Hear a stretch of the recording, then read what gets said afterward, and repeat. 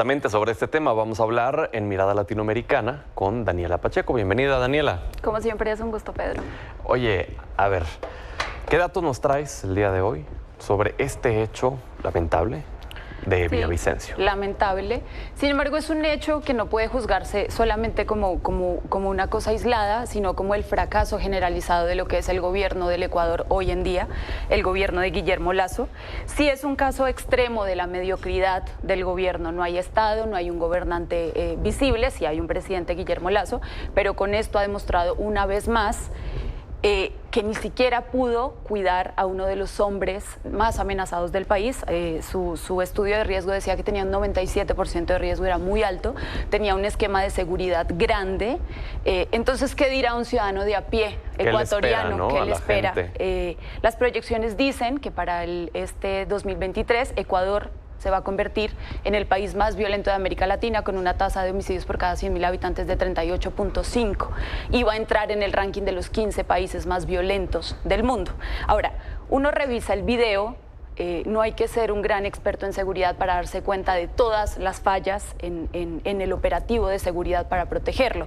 Él estaba en un mitin en la ciudad, ¿no? En la capital. Eso es un hecho bastante importante, porque digamos en Ecuador se han acostumbrado a que la mayor parte de estos crímenes como tan espectaculares se dan sobre todo en las provincias, en la costa, pero no en la capital, en el centro norte de la capital. Él sale de un mitin, sale por la puerta de adelante, no porta chaleco antibalas. Bueno, también hay que decir que él se había negado en ocasiones anteriores a hacerlo, pero no lo tenía. Y cuando se sube al vehículo, que no es un vehículo blindado, que es una cosa que todavía uno no se explica, la parte izquierda del carro queda completamente desprotegida y que es desde donde les disparan los sicarios. Sí, porque incluso en los videos se observa, ¿no? Del lado, desde la perspectiva derecha, donde está toda la gente, y se escuchan los disparos, pero no se ve el lado izquierdo. Sí, pero del lado izquierdo no hay ningún policía cubriendo el lugar desde donde le disparan. ¿Qué pasa? Capturan al presunto autor material, dicen que lo hieren, ¿no? Cuando lo capturan, lo llevan a la fiscalía estando herido. ¿Por qué no lo trasladan a un hospital? Esa es otra de las incógnitas. Y se muere casualmente apenas llega a la unidad de reacción inmediata, a la unidad de flagrancia, en manos de la policía. Yo te quiero hacer una pregunta directa. ¿A quién le beneficia la muerte de Villavicencio? Mira, han querido sembrar un manto de duda alrededor de que esto es una acción del lado del correísmo, así se le conoce a la corriente que apoya al expresidente Rafael Correa.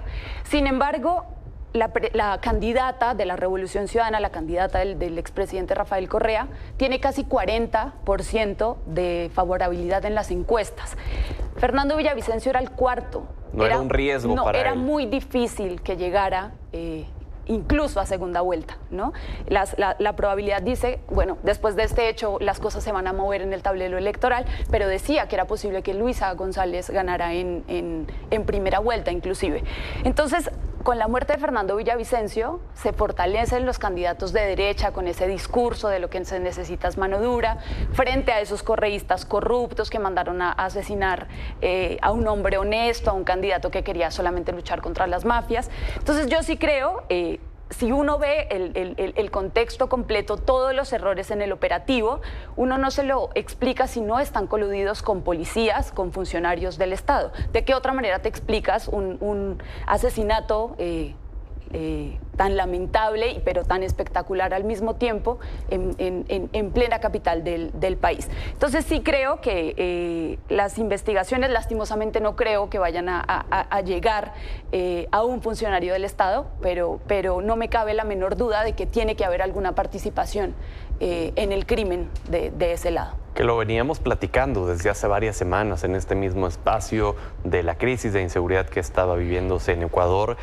¿Esto es la culminación visible hacia el mundo entero de lo que está pasando en Ecuador? Uno cree que la matanza del día anterior es ya la culminación visible. Lo vimos, por ejemplo, hace 2 o 3 semanas hablábamos de los motines carcelarios, que fue el último, sí. Fue terrible, fueron más de 60 personas muertas. ¿Cómo explicas que haya logrado entrar tanto armamento a la cárcel, insisto, si no hay funcionarios públicos coludidos? Entonces, sin duda alguna, impacta muchísimo, sobre todo también anímicamente, en plena campaña electoral, que asesinen a un candidato, insisto, a una persona que tiene toda la protección del Estado Estado, ¿no? Y que ni siquiera el Estado fue capaz de garantizarle la seguridad. Creo que además acudir al FBI a horas de que se produjera el asesinato, pues también es una muestra de un Estado fallido, de un gobierno que no puede responder por sí mismo, que tiene que pedir que le hagan la chamba porque le quedó grande la seguridad del Ecuador. El Ecuador era el segundo país más seguro del continente. En 6 años uno no se explica si no es con toda la desinstitucionalización del Estado, porque quieren como formar esta narrativa de que llegaron los cárteles y cooptaron el país y debido a eso es que se da este tipo de crímenes, y no es tan sencillo. Eso es solamente una parte de cómo se fracturó todo el sistema institucional en el Ecuador. Oye, y ya por último, ¿quién era realmente Fernando Villavicencio? Porque se habla que él, desde la posición que tenía de la Comisión de Fiscalización, fue responsable de la situación que vive hoy Ecuador. ¿Quién era? Mira, Fernando Villavicencio era un periodista, fue asambleísta, digamos que dedicó la mayor parte de su vida a los temas de lucha contra la corrupción.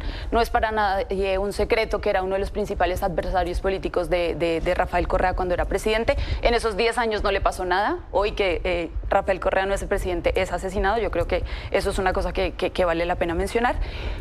Pero cuando él estaba presidiendo la Comisión de Fiscalización no dio paso al juicio político en contra de Guillermo Lasso, ese mismo presidente que hoy tiene colapsado al país. Entonces sí creo, lo quieren presentar como un mártir. Yo entiendo que después de un asesinato pues es una situación bastante difícil, pero sí es una persona que fue muy cercana al gobierno y que tiene algo de responsabilidad en este estado o esta situación a la que ha llegado el país del Ecuador. Pues bueno, nos quedó pendiente el tema del hijo de Gustavo Petro. Ya luego estaremos hablando de eso. Es un tema que seguirá dando información en las próximas semanas. Así que gracias, Daniela. Como siempre, es un gusto.